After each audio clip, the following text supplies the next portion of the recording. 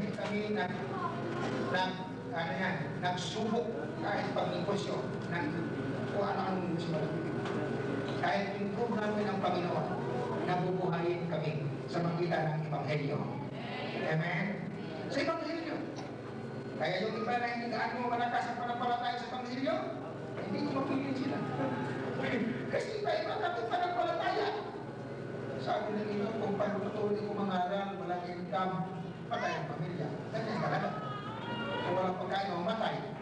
Pero kami nagkakaisa. Nabubuhayin tayo. Kasi nakasulat naman sa Biblia, ang nangangaral ay mabuhay sa magitan ng pagpangaral. Kaya, kasulat sa Isma, sabi na ako din, hindi ako mag-sideline, talagang buhos ko na ang panahon doon sa pagpangaral. Oo, ngayon ay bata ka naman. Maraming pang chance sa buhay mo. Pero kung mag-asawa ka na maaga, hindi mo na maabot yung mga panahon. Hindi ka makapundar ng ministry. Eh, sabi niya, hindi muna. Walang problema yan. Sekundara yan. Ang primero ang gawain ng Diyos. Sa mga singles, seek ye first the kingdom of God and His righteousness. Pag may church ka na, may congregation ka na, may income ka na kahit 1,000 a week o 2,000 a week, kapag mag-asawa ka na, pwede na. Hindi na mahirap yung pamilya. Hindi ka na mahirapan.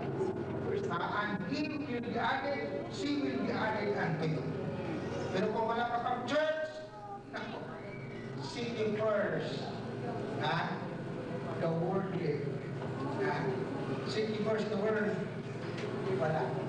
Kahit hindi ka pastor, kahit ka people ka, pag hindi ka muna magpunda, mag-asawa ka na agad. Pag dumami ng mga anak mo, gumapang ka sa hirap. Huwag mo nang sisihin ng Diyos. Kasi mali ang plano mo. Amen? Yan. Walang sisihan. Sa iyo na yan eh. Isisip mo lang. Kung ayaw mo maghirap ang pamilya mo, sumikap ka na yun.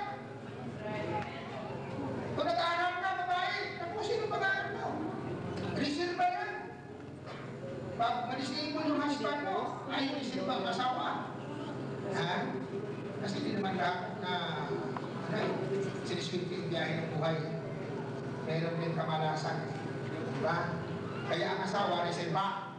Kaya mag-aral. Kahit hindi naman siya ang main na maghanap buhay, nag-reserva. In case of emergency, pero, paano yan? Spare time. Para hindi tuloy ang maplat at hindi na makatakbo. May spare time.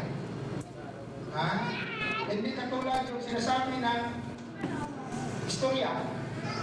Ng istorya na dito, nagmahalan na, nagmahalan. Death couldn't take you away from me. Pati nang kumatayan, hindi siya. Ay nag-asawa. Ang mamatay daw, hindi siya mag-asawa. Ang mamatay daw. Siya lang, ikaw lang, wala nang iba. Talagang pangako. Kaya ang hanap buhay ng husband ay tirador ng illegal fishing. Yung may dinamita. Magandang buhay nila eh. Dahil sila mga anak na masaya, ay nanimalas. Aksidente ang husband. Hindi niya natapon agad. Sumabog. Putol ang kamay. Bulat ang dalawang mata. Wala nang hanap buhay. Anong nagawa ng misis? Ay wala namang kaya ang misis na mga wala. May kapitbahay silang mayaman, doon na naghanap buhay. Nalalaman ng husband, bakit kami pinakain mo ng anak mo ng sinikap ng maliit na yung kap? Dirty, sabi niya. Eh paano? Wala kong nalalamang ibang trabaho.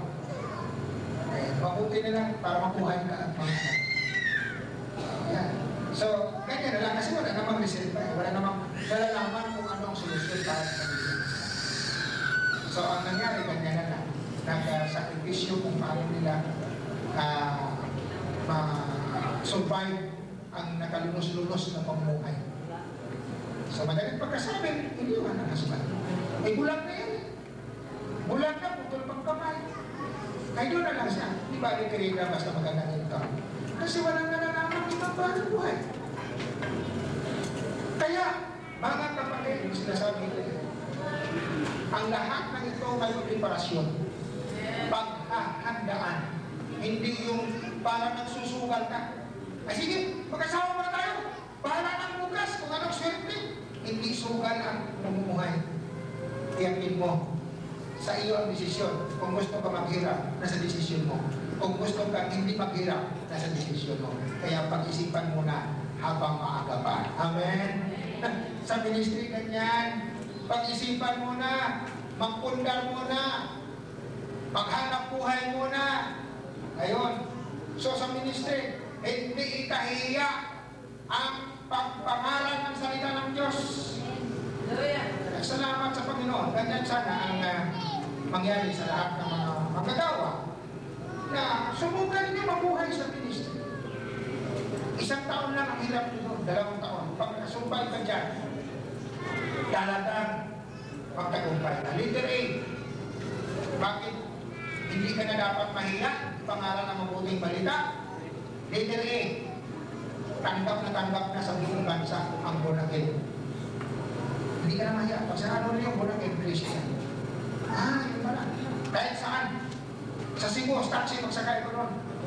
Napakalaking relihiyon ngayon ang born again. Hindi na alam ang papi, hindi pa nga malaki. Kasi ang mga tawag rin sa balista, born again. Mississippi, born again. Yung mga ibang katoliko, born again. Kaya born again lahat ang halos mga pangalan, ginagamit.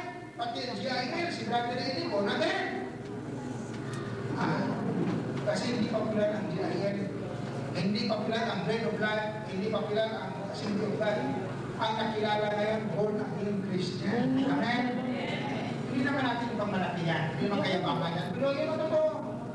Ikutin mo saan ka mapupunta, patungan mo anong religion, born again. Hindi sila masyado nagamit ng pagkasabalista nila. Ng anong mga fellowship nila. Ang born again ang talagang inikilala. Siyempre, kung dito namumuna tayo sa pangalan, malaga ang pangalan. Akala niyo yung born again Christian, hindi malaga yan. Kasi pareho lang, sabihin mo pareho lang sa iba. Mahalaga. Ay pangalan mo, mahalaga nga eh. Bakit?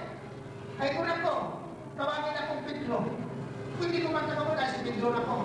Junior, kasi papa ko Pedro. Pero kung may pangalan, Pedro yan. Pagdating sa NBI, questionin ka bakit ibang pangalan mo. Pagdating sa birth certificate mo, pagdating sa anumang application mo, hahanapin mo ang tunay mong pangalan. Pag